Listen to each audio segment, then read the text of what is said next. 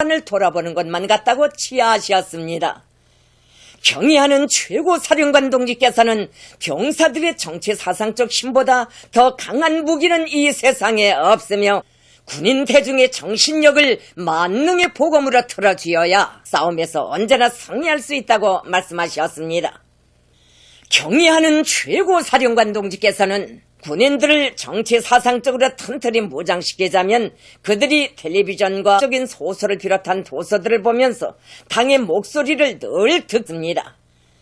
경의하는 최고사령관 김정은 동 남방 남세온실, 버섯 재배장, 화초온실을 비롯한 시설들과 직속중대들을 돌아보시며 군인들의 보살펴 주셨습니다.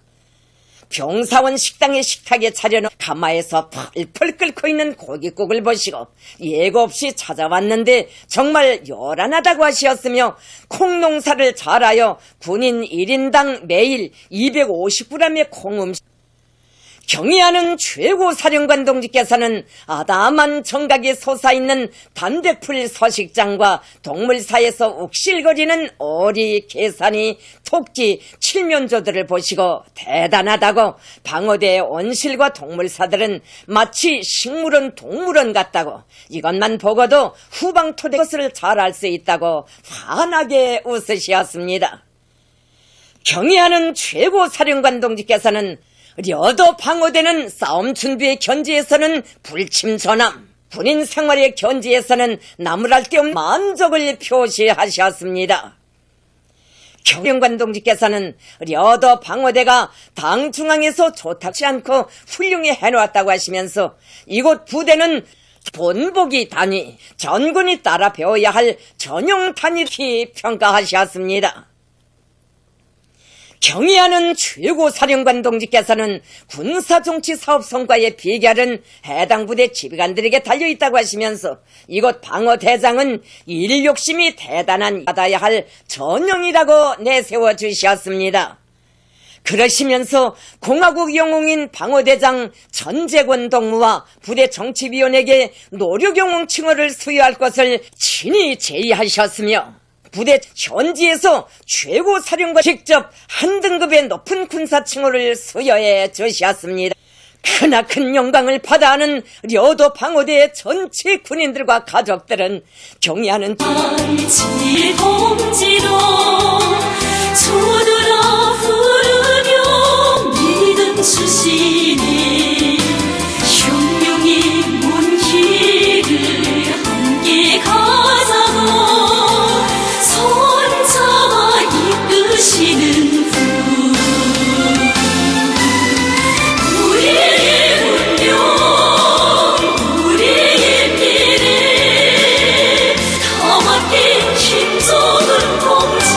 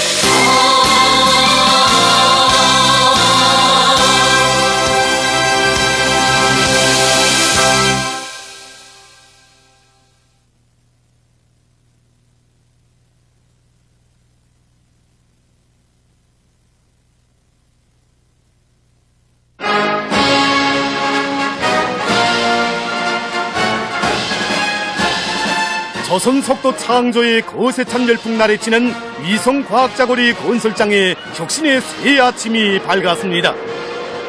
저 뒤단계 속에 잠긴 형용색색의 구조물들 마다에서는 건설의 교양곡인 양 비장칼소리, 결사관소리의 힘찬 발걸음 소리가 끊임없이 울리고 있습니다.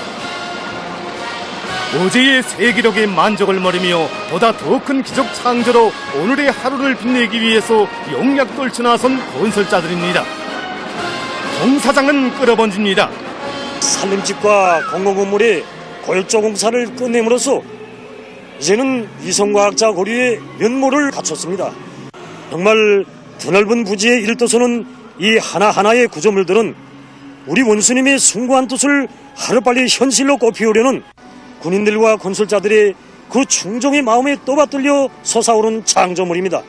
그래서 오늘도 이 거세찬 조선속도 창조의 열풍 속에 우리 건설자들이 내외부 미장을 힘있게 다루치고 있습니다. 시간이여 우리를 따르라. 경의하는 원수님의 명령을 기한전에 앞당겨 관철하고야 말리는 단숨에 기상 넘치는 전투장. 여기가 바로 조선인민군 김금철 소속부입니다. 저는 경의하는 최고장께서 맡기신 이 용해로운 가업을 국민이 좋아하고 당이 요구하는 높이에서 최당 지휘란에 무조건 끝내기 위하여 뛰고 또 뛰겠습니다. 단계별 사회주의 이훈으로 빛나는 창조의 이 하루가 우리 당의 숭고한 뜻 인민의 행복을 마련해가는 보람찬 하루가 되는 것이기에 우리의 군인들과 건설자들은 시간을 앞당기며 계속 전진해가고 있는 것입니다.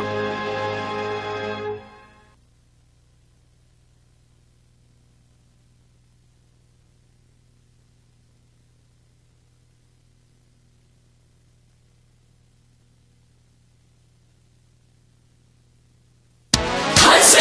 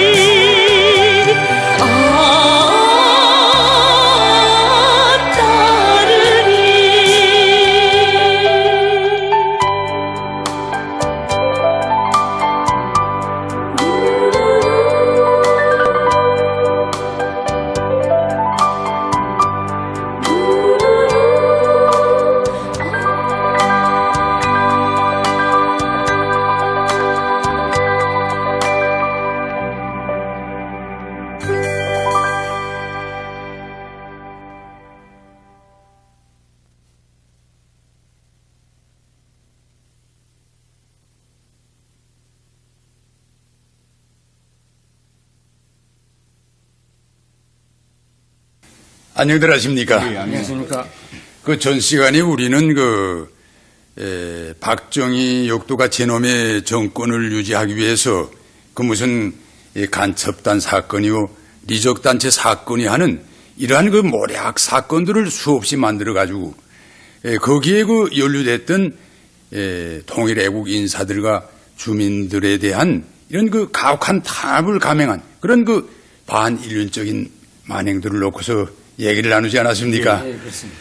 그럼 오늘 이 시간에는 정말 이 18년이라는 악몽 같은 박정희의 그 유신 독재는 이미 종말을 고했지만은 오늘 남조선에서 그 저주로운 유신 때와 다름없는 그런 그 비인간적이고 반인류적인 만행들이 그 더욱 가혹하게 이렇게 그 감행되고 있는 이런 그 사실 자료들을 놓고서 계속 얘기를 나누자고 합니다. 네. 박근혜가 대통령이 된 다음에 남조선 사회 정치 상황을 보면은 네. 심통이도 자기 애비 박정희 유신 독재 때를 방불 하게 하고 있습니다. 네. 왜 그런가 하면은 박근혜는 자기 애비를 심통이도 닮았습니다. 네. 그렇기 때문에 유신 독재 때에 그것을 그대로 하고 있는데 이것은 박근혜가 자라나던 과정을 생각해 보면 알 수 있습니다. 네. 박근혜는 9살 때 자기 애부의 손에 이끌려서 청와대에 들어가서 27살 될 때까지 18년 동안에 청와대를 애부하고 딱 격리된 이런 상황에서 보고 듣고 배운 게라는 건 자기 애비가 하던 유신 체제를 그대로밖에 배운 게 없습니다. 네. 그러니까 박근혜는 자기가 애비가 하던 유신 체제가 정치가 그런 게인 줄 알고 예. 그대로밖에 하고 있습니다. 네. 박정희는 대통령 될 적에 총칼로 군사 쿠데타를 하고 대통령 감투를 뒤집어 썼습니다. 네. 그런데 박근혜는 부정선거를 통해 가지고 이 부정선거라는 것은 정치 쿠데타입니다. 네. 이렇게 해서 대통령이 됐습니다. 이 애비하고 딸하고 보면은 쿠데타를 해서 대통령 감투를 썼다는 건 똑같습니다. 네. 박근혜는 대통령이 된 다음에 자기 정치 기반을 꾸릴 적에 여기에 등용한 사람들이 다 박정희 유신 독재 시기에 장관을 해먹던 놈들하고 그러한 관리들을 기용했거나 또 그때 당시에 고위직에 있었던 그 새끼들 예. 그것을 기용해가지고 지금 자기 정치 구반 꾸려놨습니다. 네. 그럼 예를 들어봅시다. 지금 청와대에서 대통령이 오른팔 역할을 하고 있는 비서실장 김기춘이로 말하면 이 늑다리 김기춘이는 유신 독재 체계 때에 법무장관 하던 놈입니다. 네. 우리 비전항 장수특의 원이 맺힌 놈입니다. 전담바이라는 건 맹글어가지고 우리를 탄압하던 이것을 직접 지휘한 놈입니다. 네. 그것뿐만 아니라 가점 사건, 이적단체의 사건들을 조작할 적에 거기에서 앞장서서 그것을 하던 놈입니다. 네. 정말 대통령 감투를 쓰기 바쁘게 말입니다. 이렇게 제 애비의 그 유신 독재 체제를 고스란히 부활시켜 놓은 박근혜는 제 애비가 그 되질 때까지 부르짖던 이 반공 간판을 말입니다. 이 종북 간판으로 바꾸고 그것을 마구 휘두르면서 지금 자주민주 통일을 주장하는 남조선의 진보적인 인사들과 단체들을 그 무슨 간첩이요 또 종북 세력이요 이렇게 몰아가지고 정말 가혹하게 탄압하고 있는데 이것만 봐도 박근혜가 정말 독사 같은 제 애비의 이런 그 유신 독재 통치 수법을 그대로 답습하고 있다고 이렇게 말할 수 있지 않습니까? 예, 그렇습니다. 네. 박근혜가 이 대통령 감투를 쓴 거 그 자체도 즉 부정선거를 해서 감투를 썼습니다. 뭐 이것이 지금 들통이 나가지고 이 남조선 인민들이 그 부정선거를 밝히라 대통령 물러가라, 내놓으라, 막 이렇게 들고 일어납니다. 네. 뭐 이것을 어떤 방법으로 모면하겠는가 하고 생각된 것이 지 애비가 한 거 그거 똑같은 형태로 이거 어떻게 좀 깜짝한 그런 걸 만들어야 되겠는데 생각된 것이 바로 이석기 내란 음모 사건을 조작해낸 것입니다. 예. 이석기 내란 음모 사건이라는 것은 한마디로 말하면은 이석기가 이적 단체를 만들어 가지고 정부를 정복하려고 한 어마어마한 음모를 꾸몄다는 겁니다. 예. 이런 어마어마한 사건을 조작한 것은 이제 최 선생님 말씀한 것처럼 대통령 부정선거를 했는데 이게 들통이 나니까 이것을 모면하려고 해서 조작한 사건입니다. 다른 한편으로는 통합진보당 국회의원 이석기를 별미로 삼아가지고 통합진보당을 해체시키려고 하는데 그 목적이 있었습니다. 그것뿐만 아니라 이 사건을 계기로 해가지고 진보적인 단체들을 해산시켜버리려고 여기까지 몰고 나가려고 한 겁니다. 이것은 박정희도 또 역대 어느 통치자도 그까지 생각 못했습니다. 합법적인 정당을 해산시키는 이 문제까지는 생각하지 못했댔는데 박근혜는 어버리크게 이것을 생각해내고 그리고 통합진보당 이것이 수습이 되질 않으니까 이것이 서울시 공무원 간첩 사건입니다. 이 사건은 박근혜가 그 혹을 떼려고 하다 붙이는 적이 됐습니다. 이 사건은 발표되자마자 이것이 괴뢰 정보원에서 조작을 했다는 것이 들통이 나자 이제는 거꾸로 여기 조작한 이 졸개들이 구속되는 사태가 벌어졌습니다. 이렇게 박근혜가 탄압하면 할수록 더욱 구렁텅이에 들어가는 것이고 그 수렁에 빠지면 빠질수록 박근혜 자신이 자기 애비의 그런 말로 그 비참한 그것이 자기에게 돌아온다는 것을 아직 모르고 있는 것이 비극이라고 할 수 있습니다. 이제 그 공순 선생님도 얘기했지만은 정말 탄압이 있는 곳에는 그 반항이 있기 마련이 아닙니까? 그 박근혜가 그 대통령 감투를 뒤집어 쓴 지 이제 겨우 1년 수개월밖에 안 되는데 벌써부터 그 집권 위기에 몰려서 정말 헤어나올 수 없는 이런 궁지에 빠져 있지 않습니까? 이런 데다가 최근에 남조선에서 일어난 이 대형 여객선 세월호 침몰 사건 이후에 남조선 인민들의 이 투쟁을 가혹하게 탄압하는 것으로 해서 박근혜가 더더욱 궁지에 몰리고 있다고 이렇게 볼 수 있지 않습니까? 박근혜는 연속되는 정치적 위기로부터 벗어나지 못하고 있습니다. 거기다가 설상가상으로 세월호 여객선 침몰 사건까지 일어났습니다. 이 세월호 침몰 사건이 일어나면 사람 물에 빠져서 죽어가는데 이것을 구출해야 하는 것이 통치권자가 해야 할 일입니다. 그런데 이거는 내깔리고 미국 상전을 끌어들여다가 상가집에서 잔치거정 했습니다. 이러니까 이거는 윤리 도덕에도 어긋나고 인간으로서 할 짓이 못 됩니다. 그러니까 남조선 인민들 그런 대통령 필요 없다. 그런 정부 필요 없다. 이렇게 해가지고 계속 들고 일어났습니다. 그러니까 급해 맞은 박근혜는 마지못해서 대국민 탄압하라는 것을 벌려놓았습니다. 하지만 배에 탔던 수백 명의 사람들이 이미 죽은 후이기 때문에 이것은 한 개의 행차 후의 나발이었습니다. 더욱이 박근혜의 대국민 담화가 거짓이라고 하는 것은 그 담화 발표 후 몇 시간 후에 비행기를 타고 콧노래를 부르면서 외국에 나들이를 한 것을 통해서 더 잘 알게 됐습니다. 예. 상실이 아픔을 조금이라도 느끼는 인간이라면 어떻게 이런 짓을 할 수가 있겠습니까? 네.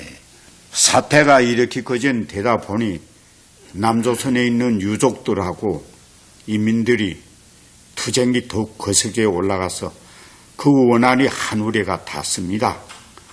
처음에는 그런 대통령 필요 없다던 구호가 이번에는 대통령은 물러가라, 박근혜는 물러가라, 이렇게까지 나가기 시작했습니다. 네. 이러니까 박근혜는 한거하는 사람들을 경찰로 동원해가지고 체포 구금했습니다. 심지어는 분향소에서 조문 간 사람이 조문이 표시로 노란 댕기를 달고 갔는데 이것마저도 종북 세력이라고 투옥하고 구속했습니다. 네. 이렇게 되니까 박근혜 정부를 반대해서 일어나는 인민들이 투쟁이 서울은 물론 남선 전 지역에 급속히 퍼져나가고 있습니다. 네. 이런 상황들은 4.19 인민봉기나 5.18 광주 인민 그때를 방불케 하고 있습니다. 그러면서 저희들은 박근혜의 앞날도 지 애비처럼 멀지 않아 끄는 것을 생각하게 됩니다. 또 박근혜에 대한 원한이 하늘에가 닿습니다. 그러니까 박근혜는 이제 더 갈 데가 없습니다. 벼랑 끝에 와 서 있는 그러한 상황입니다. 이것은 박정희가 자기 신복에 의해서 총에 맞아서 대지던 그때의 상황이 일보 직전에 박근혜가 와 있다는 것을 보여주고 있습니다. 네. 지금까지 그 얘기를 나누었지만은 오늘 남조선에 펼쳐진 그 엄혹한 현실은 과거의 박정희 유신 독재 정권 때에 감행된 이런 반인권적이고 반인륜적인 이런 그 야속 만행들이 어제날의 그 과거의 일이 아니라 오늘도 그 남조선이 그대로 재현되고 있다는 것을 똑똑히 보여주고 있습니다. 그럼에도 불구하고 박근혜 패당은 있지도 않은 그 누구의 인권 문제를 걸고 들면서 요즘에는까지 그 끌어들이려고 이렇게 핵작하고 있지 않습니까? 실제로 인권 심판대에 올라야 할 대상은 다름 아닌 박근혜 패당들인 것입니다. 하기에 남조선 각계층 인민들은 오늘 남조선에 펼쳐진 이런 엄혹한 현실을 통해서 박근혜 패당의 반인권적이고 반인륜적인 이런 만행들이 절대로 허용되지 않도록 투쟁의 불길을 더욱 세차게 지펴올려야 할 것이라고 이렇게 생각을 합니다. 김매기에 필요한 연결농기계와 농기구, 대형 농약들을 만들어 사용함으로써 기계 김매기, 선김매기, 살처제와 생물학적 방법에 의한 김잡이를 잘 배합하여야 한다. 김매기에서는 첫째도 둘째도 질보장이다. 물을 얕게 대고 김매기를 해야 김잡이 효과를 높일 수 있다. 기계 김매기를 하면 김을 잡을 뿐 아니라 땅속 산소 공급이 좋아지고 뿌리가 잘 내리며 아지치기도 촉진된다. 기계 김매기 면적을 결정적으로 늘리자. 노원에서는 모사리가 끝난 다음 10일 안으로 애볼 김매기를 해야 하며 10인적으로 반드시 4볼 김매기를 해야 한다. 논김매기에서 돌피잡이를 돌피는 벼에 비하여 영양물질 흡수력과 생활력이 강하므로 반드시 뿌리채 뽑아버려야 한다. 내 밭에서도 후치지를 포함하여 10일 간격으로 김매기를 4번 내지 5번 진행해야 한다. 김매기의 질을 보장하는 데서 지비시약공들의 역할을 높이며 앞선 김매기 방법들을 적극 받아들이는 것이 중요하다. 살초제에 의한 김잡이에서는 토양 처리 방법, 생육식이 잎 처리 방법, 일항에만 처리하는 방법 등을 적절히 배합하며 물 깊이, 햇빛, 바람 등 자연 조건들을 충분히 고려함으로써 살초제利用 효과를 높여야 한다. 지비시약공들은 맡은 임무의 중요성을 깊이 자각하고 과학농사의 시대에 맞게 모든 일을 철저히 기술적 요구대로 하여야 한다. 협동농장들에서는 지난 시기 그 우월성이 확증된 앞선 김매기 방법을 적극 받아들여야 한다. 전당 전국 전민이 모내기 때처럼 김매기를 힘있게 벌리자 모든 지원자들은 올해 농사를 농업근로자들과 함께 책임졌다는 입장에서 한일항의 김을 매도 질적으로 하여 모든 논밭을 꽃밭처럼 가꿔야 한다. 연관 부문들에서는 김매기를 비롯한 농작물 비배 관리에 필요한 영농물자들을 최우선적으로 보장해야 한다. 모두 다 농작물 비배 관리를 잘하여 사회주의 농촌 폐지 발표 쉰돌시되는 올해에 알곡 해풍을 안아옴으로써 이 땅 위에 사회주의 만세 소리가 더 높이 울려 퍼지게 하자.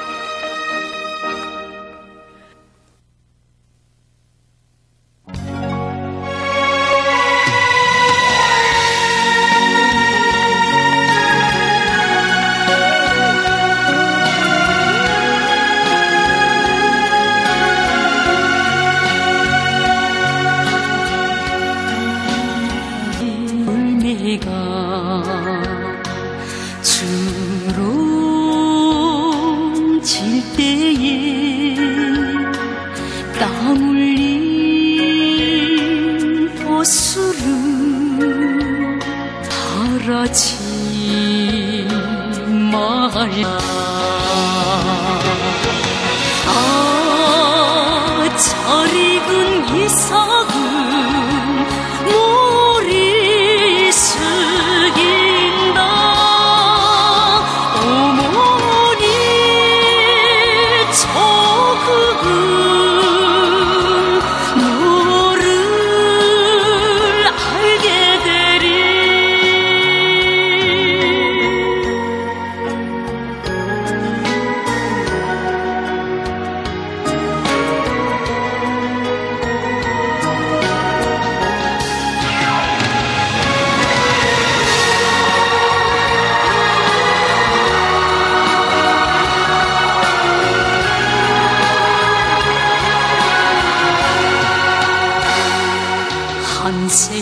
한생을 불타는 애국에 살며 영원한 태양님 축복을 주리. 그대의 눈빛은 세상을 본다. 어머니 저국이 너를 알게 하라. 어머니 저국이 너를 알게 하라.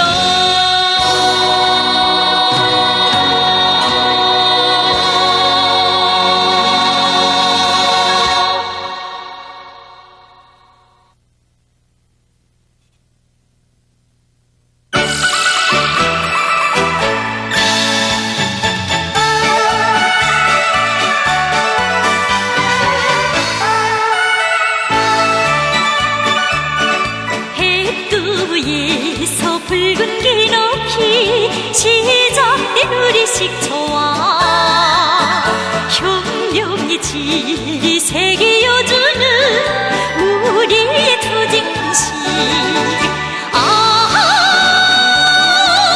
자랑하세 노래 부르세. 장님 빛내시는 우리 식초와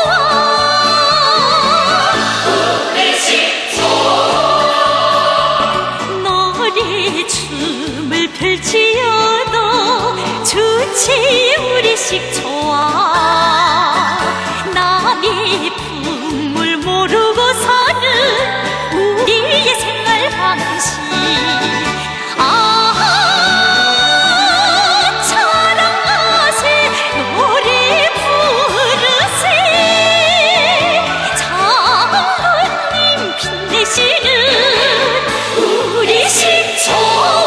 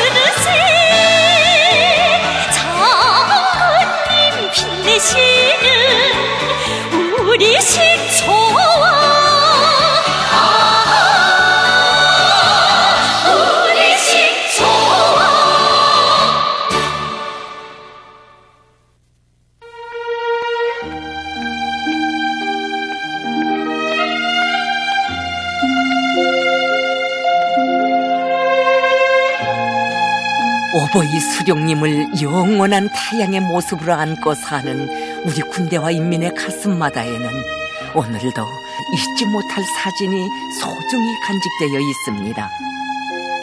전사들이 신게 될 성신도 몸소 만져보시며 행군에서 불편한 점이 없겠는가를 고향집 친어머니 정으로 보살펴 주시는 오보이 수령님. 바라보면 볼수록 그 어느 역사의 갈피에도 찾아볼 수 없는 숭고하고도 감동 깊은 화폭입니다. 끓어오르는 격정을 안고 역사의 이 순간을 불멸의 화폭에 담았던 정시응 동무. 그로 말하면 나라 없던 지난날 절도 노동자의 아들로 태어나 8살 어린 나이에 양부모를 다 잃고 살 길을 찾아 헤매이다가 당시 강원도 원산시 어느 한 사진관에서 소년 잡부로 잔뼈를 굳혀왔습니다. 배우고 싶어도 배울 수 없고 재능은 있어도 식민지 민족의 울분 속에 그것을 꽃피울 수 없었던 우리 인민에게 위대한 수령님께서는 잃었던 나라를 찾아주시고 부모의 사랑조차 모르고 자란 그에게도 새 생활의 넓은 데 열어주셨습니다. 단 한 번만이라도 빨치산의 호랑이로 소문난 김일성 장군님을 몸 가까이 만나 배울 수는 없을까? 항일의 전설적 영웅이신 그의 영상을 사진기 렌즈에 담을 수만 있다면. 이것이 당시 22살 애절문 정시웅 동무의 가슴속 깊이에 자리 잡고 있던 간절한 소망이었습니다. 그때 저는 더 문예성에 좀 있었습니다. 정시훈 동지를 비롯한 더 사진가 동맹의 일꾼들은 자신들의 마음도 합쳐서 인민들의 소원을 담아서 전국의 모든 직장, 모든 가정들의 다 수령님의 초상화를 모시도록 하면 어떻겠는가 하는 것을 생각하고 이 사실을 웃기가 아니라 제기했습니다. 며칠 후 아버지는 도당의 청사에 도착하라는 연락을 받게 됐습니다. 한 일꾼의 안내를 받아 방에 들어선 아버지는 떠오르는 태양과 같이 환하게 웃으시는 수령님을 몸 가까이 만나볼 수 있었습니다. 그때 수령님께서는 아버지 손을 다정히 잡아주시며 식사는 했는가 하고 또 세조국 건설을 위해 정말 수고가 많다고 다정히 말씀하시는데 아버지는 수령님을 처음으로 만나 뵈었지만은 순간의 어려움도 다 있고 김일성 장군님이 초상사진을 멋있게 해주십시오. 인민들의 간절한 소원입니다. 라고 말씀을 올렸습니다. 아버지 총을 받으신 수령님께서는 환하게 웃으시면서 공장과 농촌에서 헌신적으로 일하는 노동자 농민들을 많이 찍어서 선전하는 것이 더 보람 있는 일이라고 하시면서 자신이 초상사진 촬영은 사양하는 것이었습니다. 그러나 수령님께서 사양하신다고 물러설 아버지가 아니었습니다. 띠를 쓰다시피 하는 아버지를 바라보시며 수령님께서는 인민들이 소원이라니 거절할 수 없고 참 야단났구만 하시며 승인해 주셨습니다. 순간 정시웅 동무는 너무 기뻐 아이들처럼 장군님 고맙습니다. 이젠 됐습니다. 라고 환성을 올리며 밖으로 달려나와 사진 찍을 준비를 서두르기 시작했습니다. 역사에 알아 새겨질 이 순간을 위해 마치도 자기가 이 세상에 태어난 것만 같은 심정이었습니다. 얼마 후 수령님을 모신 정시웅 동무는 크나큰 감격과 흥분을 진정하지 못한 채 정정히 사진기의 샤터를 누르고 또 눌렀습니다.